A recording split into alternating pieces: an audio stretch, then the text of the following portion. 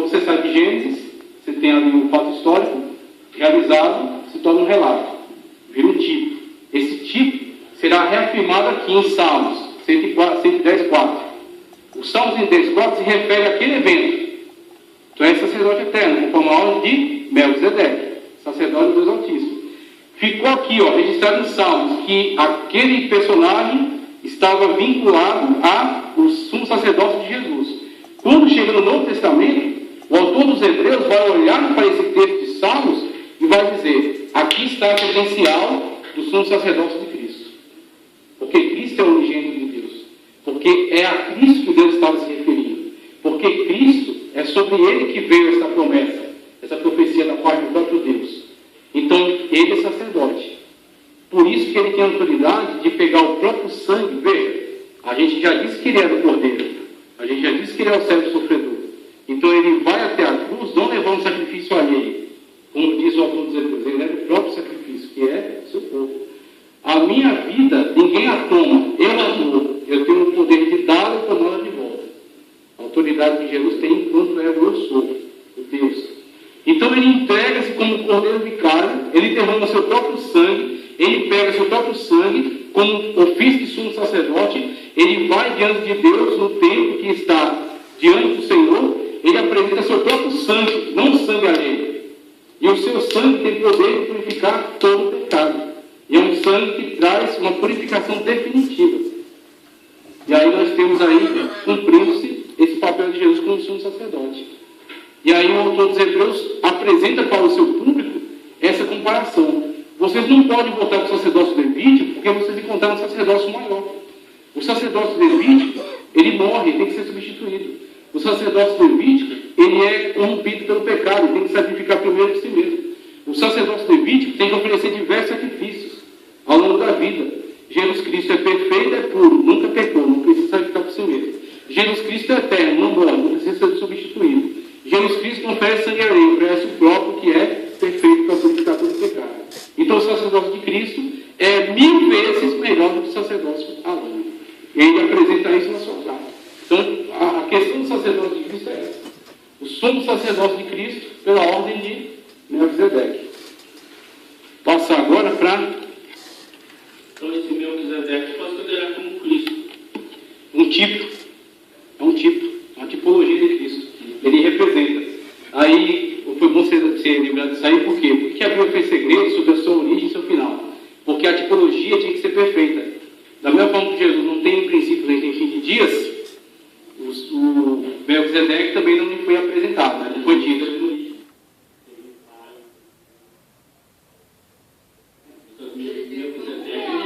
Então, o Melquisedeque tinha que representar apenas a questão de não ter começo nem fim. Só isso.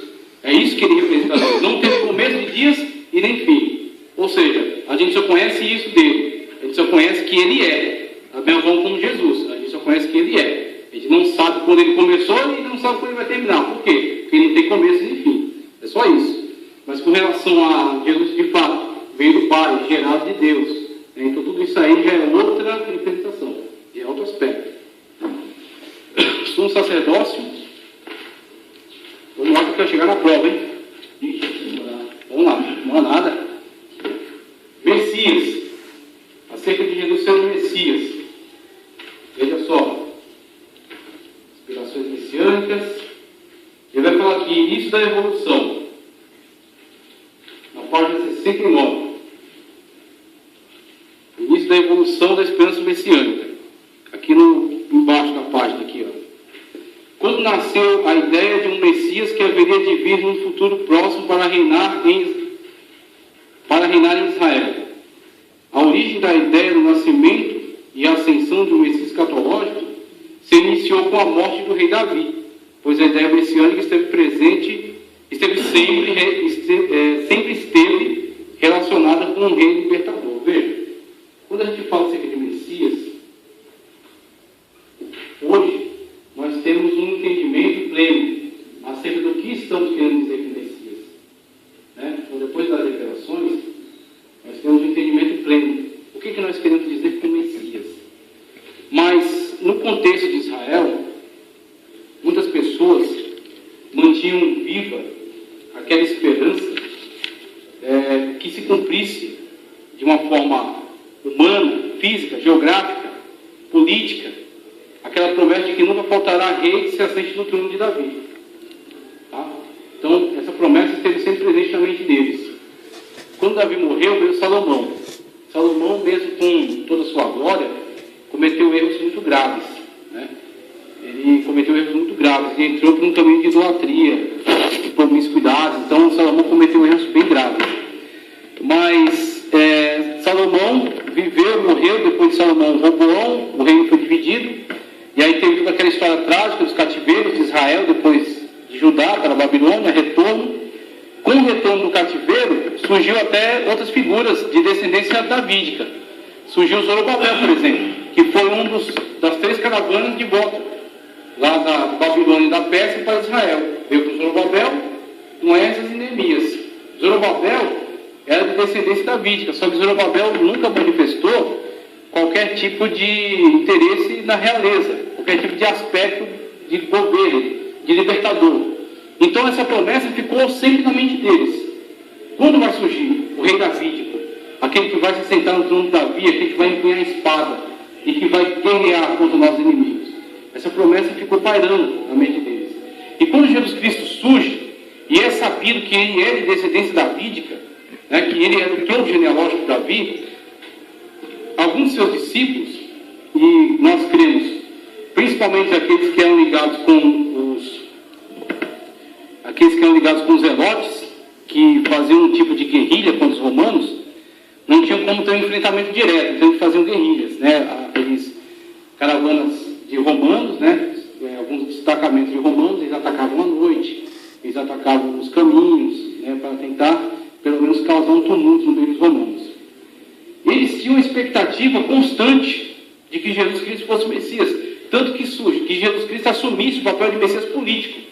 Tanto que existem teses aí, conforme eu já falei em outra aula até, de que Judas Iscariotes fosse um zelote e que Judas Iscariotes tivesse a intenção de provocar, de induzir Jesus a manifestar o seu messianato político.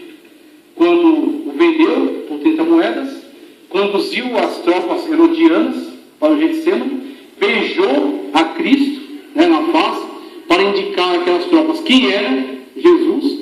E quando ele fez, talvez, né, uma hipótese apenas, isso aqui não é doutrina bíblica, é uma hipótese. Talvez pensasse ele, quando os soldados avançassem para o capturar, ele não teria escolha, ele teria que manifestar que ele é o Messias, o rei davídico, aquele que tem o poder de ser um libertador político. E aí desencadearia uma guerra, na qual nós iríamos, pela força do Messias, expulsar os dominadores. Então, essa é uma hipótese levantada. E talvez essa hipótese, talvez não seja desse jeito, talvez não seja com Judas, mas eu creio que isso foi uma ideia, durante algum tempo, na cabeça de alguns deles. E o que acontece? Quando Jesus manifesta suas características de messianismo, ele é o Messias. Mas que Messias ele é? Ele não é o Messias que você quer, ele não é o Messias que você imagina, ele não é o Messias que você acha que tem que ser. Ele é o Messias que ele veio ser, aquilo que ele tinha a realizar de acordo com aquilo que ele mesmo revelou. Esse é o Messias que ele é. Então, que Messias que Jesus é? Jesus é o Messias que veio trazer salvação. Que Messias que Jesus é? Não é o Messias que veio pôr as pessoas para brigarem entre si com armas e com espadas. Inclusive, disse para Pedro, guarda a tua espada, porque aquele que com espada fere, com espada será ferido. Então, se você entrar por esse caminho, dessa guerra armada, o seu fim será um fim, a sua vida será desperdiçada, com esse sangue derramado, com esses enfrentamentos bélicos. Jesus não veio trazer esse tipo de enfrentamento, Jesus veio trazer um enfrentamento do pecado, Jesus veio trazer um enfrentamento da condenação eterna. Inclusive, eu acho que a cena que nós podemos entender direito o que é o reino de Cristo, o que é o reino de Cristo? Jesus Cristo disse diante de Pilatos, veja, Pilatos é representante do reino romano, do mundo político, né? E é contra esse que os judeus queriam que ele avançasse. E aí Pilatos, na sua ilusão de poder, ele disse para Jesus, você sabe que eu tenho poder para te soltar? E aí Jesus atualiza Pilatos sobre qual é a sua real situação. Jesus olha na Bíblia do olho de Pilatos, como diz alguns, e fala assim, nenhum poder teria sobre mim se do céu não fosse te dado. E mais pecado tem aquele que me entregou a ti. Por isso que Jesus, em alguns momentos, evita questões políticas, questões teológicas, por causa da questão do embate com os grupos de estudiosos que havia uma época, que poderiam provocar um tumulto, uma reação contra ele, antes do tempo. Então, em alguns momentos, ele evita as declarações messiânicas. Mas a Bíblia Sagrada, como na página 73 diz aqui, 73, evidência de que Jesus tinha consciência de que ele era o Messias. Você tem Lucas 2,49, quando Jesus discute com os sábios, né? Ele era ainda jovem, ele discute com os sábios acerca das coisas de Deus, e quando ele é interpelado pelos seus pais na terra, né? José, que fazia seu papel de pai aqui na terra, e Maria, né? Por meio de quem ele veio, ele diz: eu estava resolvendo as coisas do meu pai. José não é dono do templo, José era carpinteiro. Então, que negócios é esse do pai dele que está realizando? As coisas de Deus, os assuntos de Deus. Ele estava começando a debater já com os sábios na sinagoga, aos 12 anos. Ele já tinha condições de debater com os sábios de muito mais tempo na terra do que ele. Só que ele tinha muito mais tempo do que todos aqueles homens, porque ele é terra. Essa é a questão. No batismo, nós temos uma manifestação plena da Trindade, com o Pai dizendo: esse é meu filho amado que me comprazo. O Espírito descendo em forma corpórea como pomba, e Jesus Cristo saindo das águas. E aí temos o quadro da Trindade. E ali temos uma revelação messiânica, de que Jesus de fato veio realizar plenamente o plano de Deus. Ele é o Messias. E aí temos, obrigado, hein? No ato do batismo, como foi falado aqui, na declaração dos demônios,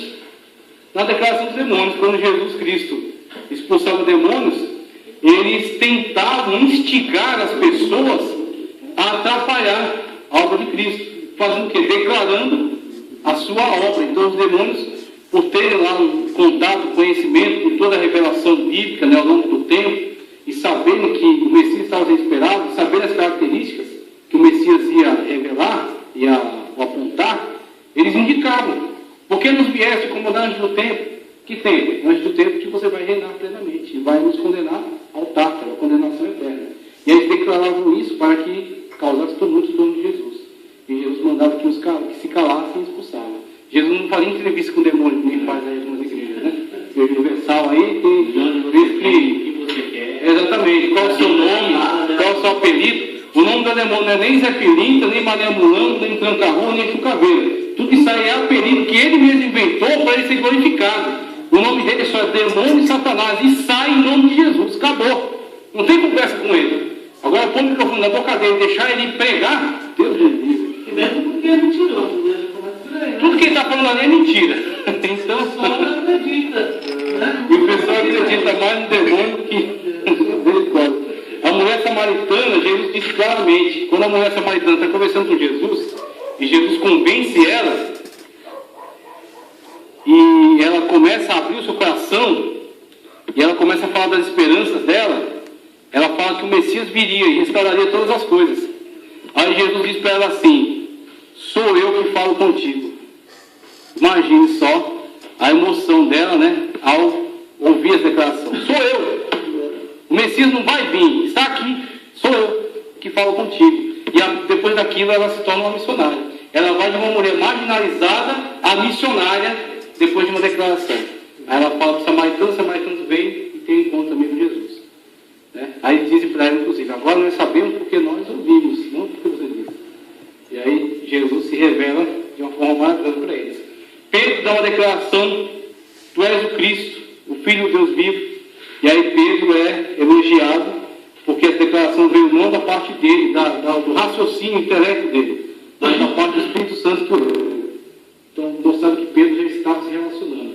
Ainda estava dando lugar. Não é intelectual, né? Não é, pescador, simples. Então, quando Pedro, por exemplo, prega, e quase 3 mil almas se converte, aquilo era puro. E a sombra dele também, né? A sombra, ao passar também as pessoas não curadas, o poder de Deus, a capacitação de Deus. Perante o sumo sacerdote, quando Jesus está sendo julgado, com aquele julgamento onde ele foi acusado falsamente, e se levantaram testemunhas falsas contra ele, e ele está sendo julgado, ali chega um momento em que é hora de declarar o messianismo dele. Ele declara abertamente, porque chegou a hora da cruz. Então é hora de instigar esse ódio mesmo. É hora de mostrar para eles que aquele Messias que eles construíram mentalmente não existe. O que existe é o que está ali. E é o que vai desempenhar agora o papel de servo sofredor. Então ele diz: olhareis e vereis o Filho do Homem assentado à destra de Deus. Assentado à destra de Deus. E aí os judeus rasgam suas vestes, esbofeteiam ele, cospem nele, né? E acusam ele, blasfemam contra ele, arrastam ele perante os tribunos romanos. Não podem matá-lo. Bofeteiam ele, cospem nele, lançam intempéries contra ele, mas não matam. Por quê? Por causa da chamada Pax Romana. Filho do homem. Isso aqui eu já comecei a resolver, essa questão aqui, Jesus, o Filho do Homem. Veja, essa declaração de Jesus, o Filho do Homem, o principal lugar onde você vê uma declaração dessa aqui é o profeta Daniel. O profeta Daniel. Em Daniel, você vê que o Filho do Homem é um ser celestial. Um ser celestial que se manifesta e se apresenta diante do ancião de dias. E aí Daniel tem aquela visão do ancião de dias, do Filho do Homem, das nações, né? O mar revolto, e tudo, tem todas aquelas revelações. Então o quadro em que o Filho do Homem aparece é um quadro da revelação do ser celestial. E aí quando os judeus, né? Sempre lembrando aquela divisão dos judeus. Torá, né? Neviim e Ketubim. São as três divisões do cânon judaico. Então você vai ter aqui na Torá a lei, o Pentateuco. No Neviim, profetas anteriores e posteriores. Né? No Ketubim você vai ter os escritos. Para nós, Daniel é profeta. Para os judeus, Daniel é histórico. É um livro que está dentro do Ketubim, dentro dos escritos, chamados escritos históricos. E aí, os judeus não têm Daniel como um profeta, mas sim como um visionário. Alguém que tem visões da parte de Deus. E quando Daniel deixa isso registrado, aqueles grupos de judeus que estudam, analisam essa questão, eles constroem o entendimento de que o Filho do Homem é um ser celestial. Então, a partir desse entendimento, eles contrastam o Filho do Homem com Jesus de Nazaré. Aí eles dizem assim: mas o pai dele não é José, o carpinteiro? Mas a mãe dele não é Maria? Os irmãos e as irmãs dele não estão entre nós por aqui? Né? Então, se ele tem uma família, se ele é alguém que morou em Nazaré, uma cidade periférica da Galileia, e a Galileia era tida com eles como um lugar de trevas, é um lugar de habitação de cachorro. Eles tinham um preconceito terrível contra a Galileia, por causa da influência estrangeira que havia lá, Decápolis, as 10 cidades de cultura grega. Então eles tinham um preconceito contra aquela região, os judeus que eram do sul, né, que eram pessoas que estavam ligadas à lei de Deus, às suas heranças, né, o povo de Deus. Então eles tinham ali um certo preconceito com aquelas pessoas que estavam misturadas lá. E aí eles diziam: Nazaré é perto de lá.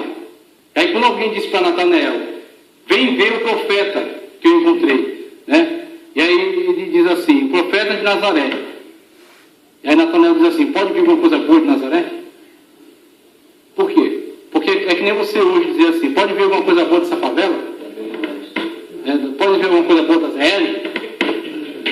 Aí você fala: olha, cuidado, que da ZL pode vir coisas maravilhosas. Jesus de Nazaré veio de uma periferia. Pois é, veio de uma periferia. Ah, tá aí, ó, a resposta lá. Então o que acontece?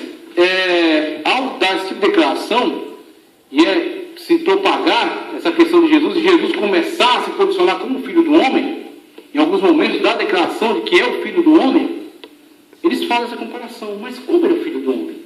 Se ele é uma pessoa física que está aqui entre nós, ele é uma pessoa que tem origens físicas humildes, até marginalizadas, né? Como que ele pode declarar o Filho do Homem? E aí esse conflito entre eles gera esses desentendimentos e esses debates. Sempre que Jesus estava num lugar, se apresentava um para debater com ele, para tentar arrancar dele um erro, arrancar dele uma confissão contraditória, para tentar dizer: olha, você disse que é o Filho do Homem, você está se contradizendo, você não sabe isso. E aí Jesus, sempre que vencia eles, deixava sempre essa situação. A gente não consegue vencer nos debates, a gente não consegue encontrar erro nele, não consegue apontar uma falha nele, e e ele está se declarando filho do homem. O que a gente faz com o nosso entendimento? Se eles tivessem humildade, como alguns tiveram, Nicodemos, por exemplo, Nicodemos tinha conhecimento dessas escolas, só que Nicodemos olhava para Jesus e via em Jesus um grande enigma. E Nicodemos pede uma audiência com Jesus de madrugada, de noite. Para quê? Por que ele pede de noite? Para que não seja visto. Nicodemos era príncipe dos judeus, príncipe de uma sinagoga. E se ele fosse visto com Jesus, amistosamente, tirando dúvidas com Jesus, isso ia manchar a reputação dele. E aí ele pede uma audiência de noite. Jesus é misericordioso e concede. E aí Nicodemos dialogando com ele, Jesus começa a colocar, fazer questionamentos para ele, tentando levar ele até a base da fé. Olha, se você não nascer de água do Espírito, você não pode entrar no reino de Deus. Olha, se você não nascer de novo, você não pode ver o reino de Deus. E aí Jesus começa a levar ele até, e Nicodemos, a primeira declaração que ele dá acerca de Jesus, ele fala assim, ó, tu és mestre, aliás, Jesus que diz para ele, tu és mestre de Israel, não sabe disso, né? Nicodemos diz para ele, né, que ninguém pode fazer os sinais que tu fazes se Deus não for com ele. Nicodemos via e cria os sinais que eles realizavam. E estava em conflito. É o mesmo conflito que muitos tiveram. Agora, nem todos tiveram humildade. Nicodemos teve humildade de se chegar até Jesus e querer ter explicações. Aceitar explicações. Né? E aí, quem teve essa coragem, teve condições de ter contato com o Filho do Homem. Teve condições de ter contato com aquele que era homem, mas também era Deus. Né? Então, aqueles que se aproximaram mais de Jesus, entraram em contato com esse conhecimento. Se Jesus não tivesse vindo de uma mulher, será que a aceitação dele seria diferente? Se ele tivesse vindo de outra forma, né? De outra maneira. No espírito, na verdade. Talvez teria. Que esperava que ele chamava que era filho de humanos, que conhecido. Jesus, por exemplo, na parousia. Esperava sei lá, do céu, isso. Na parousia, Jesus vai se manifestar vindo montado num cavalo branco, vai se manifestar com uma veste salpicada de sangue, escrito na cor de Rei dos Reis, Senhor dos Senhores. Essa é a visão, talvez, que eles queriam naquele momento. Isso porque ele morreu, que vai vir na coxa de vestes. Isso. E se ele não tivesse vindo como homem, não tivesse morrido? Aí o que acontece? Deus tem toda uma pedagogia ao tratar. Se Jesus tivesse vindo de outra maneira, de uma forma totalmente celestial, ele poderia até ter muita aceitação, mas não seria aquilo que Deus queria provocar. Não seria o plano de Deus. O plano de Deus. Que Deus queria que as pessoas aceitassem Jesus daquela forma. Porque Jesus, vindo dessa forma, ele seria, por exemplo, ele é o Messias, ele é o Filho de Deus, ele é o Kyrios, né, o Senhor, é o eu sou, é o Logos. Mas cadê o profeta? Cadê o servo sofredor? Cadê o sumo sacerdote? Então, vindo naquela função, aquelas outras papéis que ele tem que desempenhar ficariam relegados. Não teria como. Como é que um ser vindo do céu? Isso. Colocou no nosso lugar para sentir as nossas dores. Dessa forma, para poder cumprir todo o plano. Então, o que acontece? Seria ia distorcer E as profecias também não se cumpria, né? ia ficar em vácuo, ficar vazio. Então o que acontece? Ficaria como mentirosa. Jesus veio daquele jeito, porque tinha que vir daquele jeito, eles teriam que ter a humildade de se assentar e ouvir. Jesus, explica para mim. Por quê? E aí Jesus daria a explicação. Ou melhor, Jesus poderia fazer muito mais do que dar uma explicação. Um teólogo fica aqui falando, e se desesperando. Jesus faz um sinal. Aí arrebenta com todo argumento.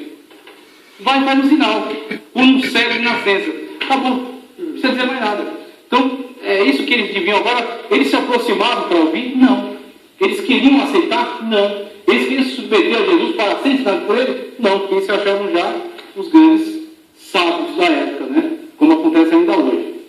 Uma figura individual, na página 77, o Filho do Homem no Novo Testamento. Em que sentido Jesus usou o título de Filho do Homem? Página 77. Porque ele tinha consciência do seu messiado. Aí vai na página 78. Para ocultar o seu messiado. E página 79. Para designar sua natureza. Veja, todos esses três aí que eu vi agora, eles estão relacionados com isso aqui, ó. Filho do homem. Filho do homem. Veja, quando você olha para esse título, na sua inteireza, você vê que ele tem essas duas características, filho do homem. Com relação a filho, nós podemos ver que ele traz a ideia do filho unigênito do Pai, do Filho de Deus, do unigênito de Deus, aquele a quem Deus deu aquela declaração, por exemplo, em Salmos. que está à destra de Deus, né? Que veio de Deus, como quando Filipe perguntou para Jesus, mostra-nos o Pai. E ao meu ver, Jesus deu um Filipe, para ele ficar esperto. Falou, estás comigo até agora, e me pergunta, mostra meu Pai? Quem me vê, vê o Pai. E aí Jesus deixa claro para Filipe que ele veio representando tudo aquilo que o Pai é. O Filho também é. Ninguém vê o Pai senão o Filho. Ninguém vê o Filho senão o Pai. Ninguém vê o Pai senão o Filho, a quem o Filho quiser revelar. Então Jesus vem mostrar, apresentar o Pai para nós. Então veja, ele é o Filho. Filho. Só que ele é o Filho, e aqui temos Filho do homem. Por que Filho do homem? Porque além de ser Filho de Deus, das vezes característica celestial, ele também é humano. Ele se humanizou plenamente. Exatamente. E o teólogo gosta de fazer aqui uma diferenciação entre filho de homem e filho do homem. Porque filho de homem diz, todos nós somos filhos de homem. Então, homem e mulher nascem uma criança. Então, temos origem genética feminina da nossa mãe e do nosso pai, que se fundiu e veio a nos constituir. Mas Jesus Cristo usa o título filho do homem, porque ele está fundindo essas duas características. A característica celestial, ser filho de Deus, e a característica humana, 100% humano, conforme o projeto original de Deus, gerado bioplasmaticamente sem pecado. Tá? Então, essas características que unificam esse título de filho do homem e que apresentam essas características. Agora Jesus, da mesma forma das suas declarações acerca de ser Messias, em alguns momentos ele vai declarar abertamente e em outros ele vai ocultar. Então, quando ele oculta essa questão, ele está principalmente velando para que possa cumprir todo o seu papel, tudo aquilo que ele veio fazer. Veja, por que os cristãos primitivos não usaram o título Filho do Homem para designar Jesus? Aí ele coloca aqui, página 80, por causa dos judeus, né, pelos judeus. Aí depois vem a questão de Estevão. E nessa abordagem aqui, por que a igreja não faz um uso tão largo, não usa muito esse título? Quando fala aqui acerca dos judeus, o autor deixa muito claro aqui que a igreja procurou declarar Jesus muito cedo como Senhor. Como Senhor. Por quê? A igreja tinha um propósito de deixar muito claro que Jesus Cristo é o Senhor. E aí, quando você faz a declaração de Filho do Homem, quando Jesus declara isso, nós sabemos muito bem do que ele está falando. Ele está falando acerca dessa fusão dessa natureza, de Filho de Deus, né, com essa geração humana. Mas quando a igreja, se ele fizesse essa declaração, sendo ouvida pelos judeus, os judeus têm outras interpretações sobre o Filho do Homem. Então, os judeus têm um outro entendimento acerca daquele título Filho do Homem. Então, a igreja optou por muito cedo deixar a declaração de Filho do Homem e adotar a declaração de Senhor. Kyrios, o Senhor. Jesus Cristo é o Senhor. Para que os judeus que ouvissem aquela pregação soubessem do que eles estão falando. Eles estão falando de Jesus, o Senhor. Jesus, aquele que é Deus. Aquele que morreu e ressuscitou, está vivo, está à destra de Deus, e é o Filho do Homem. Então, quando as pessoas se aproximassem para serem instruídas, aí eles iam ser esclarecidos sobre qual é a totalidade do título de Filho do Homem. E o que significa dizer que Jesus é o Filho do Homem. Jesus é celestial, Jesus também é terreno. Tá certo? Então, a igreja procurou trabalhar dessa forma. A visão apocalíptica de João, veio em Estevão. Em Estevão, quando está sendo apedrejado, diz: eis que veio o céu aberto, o Filho do Homem de pé à destra de Deus. Ele tem a visão acerca de Jesus, e a declaração de Filho do Homem dele é conforme aquilo que Jesus declarava. Aquilo que Jesus declarava acerca de si mesmo, da sua natureza de Filho do Homem. Quando, por exemplo, João vê em Apocalipse, João vê o Filho do Homem. O que João vê? Inclusive, João vê a manifestação de Jesus com as suas marcas. Ele vê um cordeiro como havendo sido morto no céu, no ambiente celestial, mostrando que Jesus carrega consigo, ele tem um corpo indestrutível, um corpo glorioso. Mas foi com esse corpo que ele se apresentou ali, os judeus, onde os discípulos estavam reunidos, apareceu no meio deles e disse: Tomé, você disse que não creu, né? Não acreditou. Pois toque. Disse: só acreditaria se tocasse. Pois toque. Aqui, ó, a filha do lado e na mão. E aí Tomé se põe de joelhos e diz: meu Senhor e meu Deus, ó Kyrios. Reconhece ele como Deus, como Senhor. Então vemos Jesus, e é visto por João, e João declara que ele é o Filho do Homem, porque vê a totalidade daquele ser que Jesus havia Jesus o Senhor. Jesus o Senhor, como está aqui, ó. Jesus o Senhor é muito tranquilo de compreender isso aqui. Acerca de Jesus o Senhor. Senhor no grego é Kyrios. É Kyrios. E quando vemos as declarações de Jesus como Senhor, nós temos que entender o seguinte. Os judeus, por exemplo, para Yahvé, o tetragrama aqui, ó, coloquei, ó, YHWH. Os judeus nem pronunciavam isso aqui, porque isso aqui é extremamente santo. Yahvé, YHWH. São letras que perderam a pronúncia correta, porque isso aqui são só consoantes. Então não se sabe a pronúncia exata do nome de Deus, desse nome que aparece nos antigos escritos, né? Então o YHWH foi guardado dessa maneira. E aí os judeus, quando usam um tratamento, eles usam Adonai, por exemplo. Eles usam Adon para a pessoa, Senhor com tratamento de respeito, e Adonai para Deus. E é o que acontece, ao longo da Idade Média, foi feita uma fusão do YHWH, do Yahvé, com Adonai. A fusão dos dois criou o termo Jeová. Então Jeová nasce da fusão de YHWH com Adonai. Tá? Jeová. Aí Jeová passou a ser usado como título para Deus. E é o que acontece, quando Jesus se manifesta e ele começa seu ministério, e principalmente no Evangelho de João, quando está dialogando com os judeus, e ele quer deixar muito claro para eles quem ele é, ele dá declarações como, por exemplo, acerca de Abraão, antes que existisse Abraão, eu sou. Ou seja, Abraão é a origem genealógica dos judeus, inclusive da família física de Jesus. E aí, quando Jesus diz que é anterior a Abraão, ele está se colocando fora dessa descendência genealógica. Fala, olha, eu vim através deles, mas eu sou anterior a eles. E aí, Jesus dá as declarações e se coloca como Senhor. O Senhor que a igreja reconheceu. Quando, por exemplo, Tomé, que eu falei, dobra os joelhos e reconhece, meu Senhor e meu Deus. Ele está reconhecendo a deidade de Cristo. Naquele momento, Jesus não é só um profeta, não é só servo, não é só sumo sacerdote, não é só Messias, não é só filho do homem. Jesus é Senhor. O mesmo Senhor que ele usa para Deus, para Yahvé, ele está usando para Jesus, reconhecendo a deidade de Cristo. Quando, por exemplo, o príncipe da sinagoga, Jairo, a sua filha está no leito, prestes a morrer, e ele vê que todas as coisas que ele tem, os títulos, a honra, o prestígio que ele tem diante dos judeus, não valia nada diante da morte da filha dele, e ele ouve falar que Jesus está andando pelas terras, está curando diversos tipos de enfermidades. Ele abandona toda a sua honra, abandona todos os seus privilégios, põe seus títulos de lado e vai até Jesus. E a primeira coisa que ele faz diante de Jesus, ele se prostra e adora. Naquele momento ele está jogando toda a sua vida por terra, está jogando tudo fora pela janela, porque os judeus não respeitariam mais um príncipe da sinagoga que chega diante deste andarilho, esse Messias de Nazaré, chega diante dele e se prostra e o adora. Para os judeus ele é um blasfemo a partir daquele momento, mas ele não quis nem saber. Ele foi diante de Jesus, se prostrou e adorou, e reconheceu Jesus como Roquídeos, como Senhor. Quando ele reconhece Jesus como Senhor, Jesus intervém na vida dele. Jesus vai até onde estava a filha dele, estava ali pessoas já prontas para plantear, pagas para isso, plantear a vida deles. Quando Jesus dá a declaração, a menina não está morta, mas dorme, aqueles que estavam ali para plantear, imediatamente começam a rir.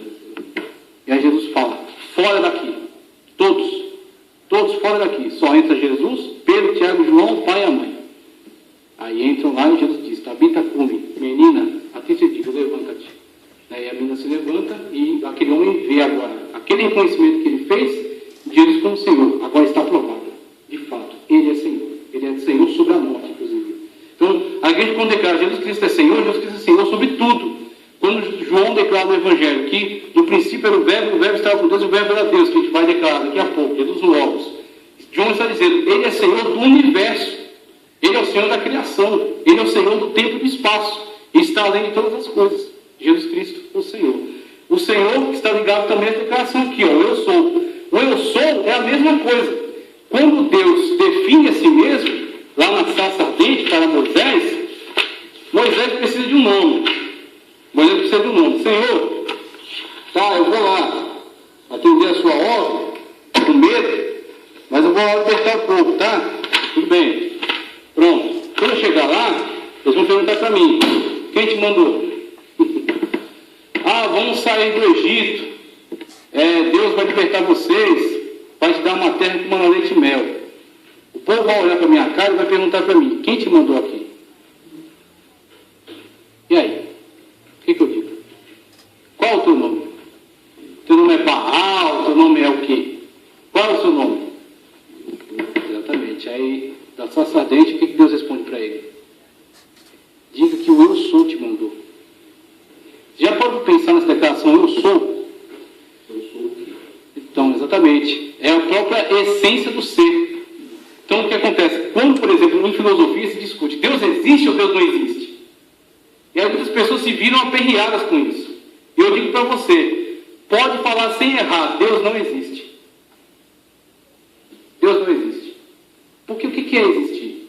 Existir é isso aqui, ó. Aqui você não existia. Aí vem o tempo, pronto, aqui você passou a existir. Aí você existe. Aqui você deixa de existir. Existir é estar delimitado a tempo e espaço, criação. Aqui você passou a existir, aqui você não existe mais. Deus não existe. Deus é. Você vê? Esse ser, autoexistência, né? Autopresença, esse ser que gera a existência. Então, o existir precisa do ser. Para ser, tem que ser o eu sou. Então, o eu sou cria a existência, que é Deus. Deus é. E a partir do ser que ele cria o existir. Aí existe dentro do tempo e do espaço criado por Deus, que é. Então Deus é mais do que existir, Deus é. Isso que é impressionante, o eu sou. E Jesus dá exatamente essa declaração.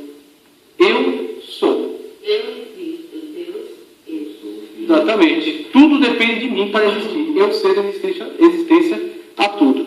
E aí passamos agora para o final. Final. O Logos. Com relação ao Logos, é tranquilo. A gente perguntar a cristologia. Esse Logos, da mesma forma que a palavra igreja, eclesia, tirados para fora. Né? Então, quando, por exemplo, a sociedade grega, habitantes de cidade-estado, o povo grego, homens gregos livres, saindo das suas ocupações pessoais, iam para a Ágora, a praça central da cidade, deliberar alguma questão fundamental para a cidade. Vamos à guerra ou não? Vamos investir numa ponte ou não? Vamos comprar armamento ou fazer outra coisa? Deliberaram. Cidadãos gregos livres. Deliberavam ali, votavam por alguma decisão. Aí tinha as questões dos oradores, da retórica, dos sofistas, que vinham até construir discursos para convencer a massa, né? Tinha a questão da demagogia, a questão da democracia, do voto, tudo isso surgiu nesse contexto. Essas pessoas que estão ali reunidas por um propósito, elas são a eclesia, a assembleia, a congregação. Isso que é uma eclesia, é a reunião de pessoas com um objetivo. Aí acontece a eclesia. Agora veja, a questão do Logos também é um termo emprestado. João viu as discussões que estavam acontecendo em torno da questão do Logos, se eu não me engano, o filósofo Demócrito. Não, Heráclito. Então, as questões que surgiram com as discussões em torno da filosofia grega, principalmente de Heráclito, em torno do Logos. O Logos, o verbo, a palavra.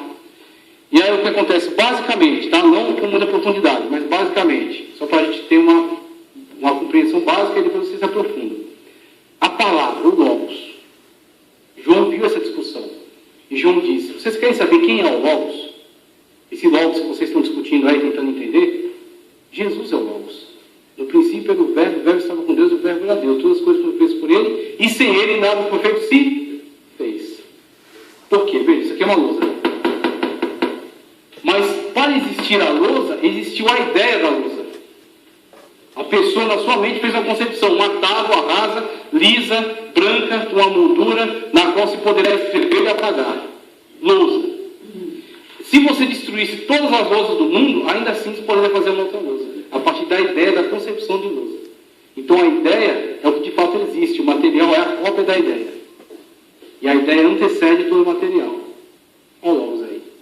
O Logos é aquilo que dá origem a todas as coisas. Todas as coisas só existem por causa do Logos. O Logos é a ideia primordial que existe antes de todas as coisas. E aí o que acontece? Além da questão de existir, Jesus é. Ele é o eu sou. Então ele é o eu sou e o Logos.